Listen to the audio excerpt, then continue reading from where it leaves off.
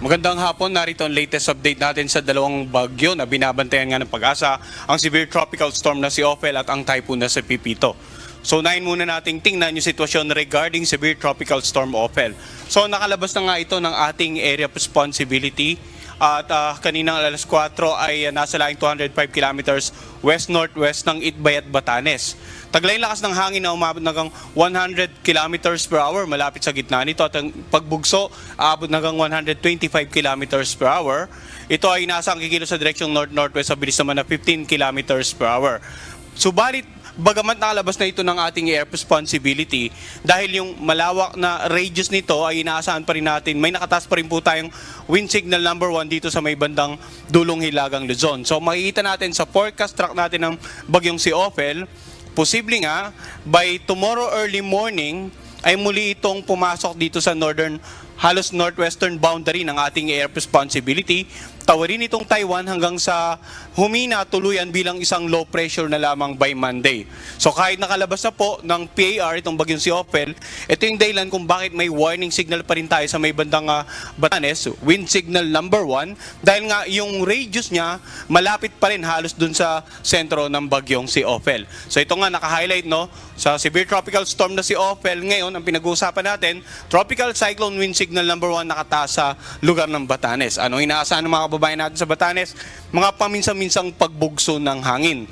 Himayin din natin in terms of rainfall, posibleng may mga paminsan-minsang pag-ulan. No? So as much as possible, makinig pa rin sa update ng Pag-asa, patuloy sa bagyong si Ophel or patungkol sa bagyong si Ophel at patuloy pa rin makipag-ugnayan sa kanilang local government at saka local disaster risk reduction managers para sa patuloy na disaster risk preparation and mitigation measures.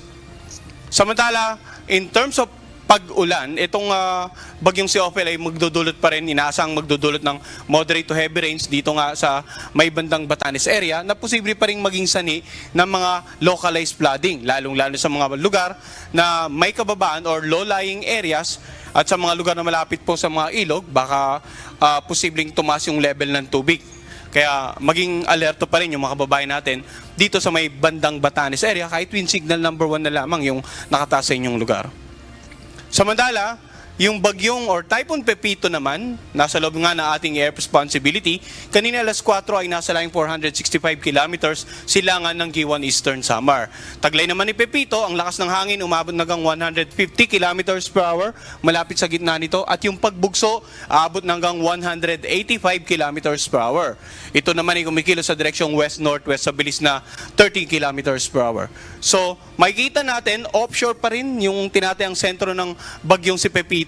Subalit yung makakapal na kaulapan nito, dahan-dahan na ngang nakakarating dito sa ilang bahagi ng Eastern Visayas at maging dito sa ilang bahagi ng northeastern part ng Mindanao. So ano nga ba inaasahan natin dahil sa patuloy na paglapit ng bagyong Pepito sa landmass ng ating bansa? Unahin po muna natin yung inaasahang pagkilos nito throughout the forecast period in the next 3 to 5 days. So ito yung tinatayang lokasyon ni Pepito kaninang alas 2 ng hapon. At bukas ng alas 2 ng hapon, tinatayang yung sentro nito ay halos malapit na dito sa northeastern part ng Eastern Visayas. Posibleng maglandfall dito sa may bandang Catanduanes ng area sa darating naman na linggo ng madaling araw. At sa linggo ng hapon, posible namang either maglandfall sa may bandang Pulilo Island or dito sa mainland ng lalawigan ng Quezon. And then sa pagitan ng linggo ng hapon, hanggang Lunes ng madaling araw ay tatawirin nga nito itong ilang bahagi ng Central Luzon at Northern Luzon area.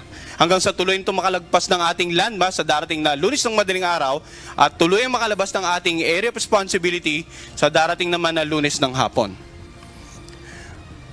Ngayon, ano nga ba yung pinakikita ng ating forecast track? Ang bagyo hindi lamang isang tuldok, hindi lamang itong sentro na ito. May tinatawag itong radius. So, kahit ang bagyo natin ay tinatayang sentro ay nasa bandang northeast ng Eastern Visayas bukas ng hapon, mararamdaman ang epekto nito sa nakararaming bahagi ng Southern Luzon at ng Visayas. Iyan din ang dahilan kung bakit kahit malayo pa yung bagyo, both sa palugit natin, yung lead time bago maramdaman yung epekto, yung inaasahan natin pagkilos ay dahan-dahang mas magiging may potential na maging mas mataas ang mga warning signal sa ilang bahagi ng ating bansa, yung direktang tatawirin o direktang maapektuhan ng bagyong si Pepito. So ngayon, himay naman natin ano yung mga wind signal na nakataas sa ilang bahagi ng ating bansa. Wind signal number 2, dito nga sa eastern portion ng northern Samar at northeastern portion ng Samar. Naka-highlight ng blue. Pag wind signal number 2, ang ating pong palugit or lead time na tinatawag ay nasa 24 hours. So simula ngayong kanina alas 2 ng hapon, hanggang alas 2 bukas ng hapon, yun yung palugit natin bago natin posibleng maramdaman yung potential na lakas. Umaabot ng hanggang gale force wind ang pwedeng maranasan dito sa mga naka-highlight ng yellow. Samantala, warning signal number or wind signal number 1 naman ang nakataas sa lahat ng areas na naka-highlight ng light blue. Dito nga sa lalawigan ng Aurora, Quezon kasamang Polillo Island, Marinduque, Camarines Provinces, Norte at Sur, Catanduanes, Albay, Sorsogon, ganun din sa may bandang Masbate. Sa Visayas areas naman, wind signal number 1 sa natitirang bahagi ng Northern Samar, natitirang bahagi ng Samar, natitirang bahagi ng Eastern Samar at sa Biliran. Yung mga kababayan natin, ulitin natin, baka nagtataka. Wind signal number 1 sa kanila pero generally fair weather condition pa po. Kanina ipinakita natin sa ating latest satellite imagery na yung makapal na ulap, sabi ko nga, dahan-dahan ng lumalapit dito sa Eastern Visayas at maging northeastern part ng Mindanao. Bukas, kapag lumapit na ang tinatayang sentro sa forecast track natin, nasa northeastern coast ng Eastern Visayas, then likely yung kaulapan nito, marami nang masasakupan. Dahan-dahan kikilos ang kaulapan nito mula sa initially maapektuhan ng Eastern Visayas patungo dito sa Southern Luzon area. At sa forecast track natin, habang kumikilos ito patungo ng Catanduanes, habang kumikilos palapit ng Quezon area, dahan-dahan ding lalawak yung mga makakaranas ng pag-ulan.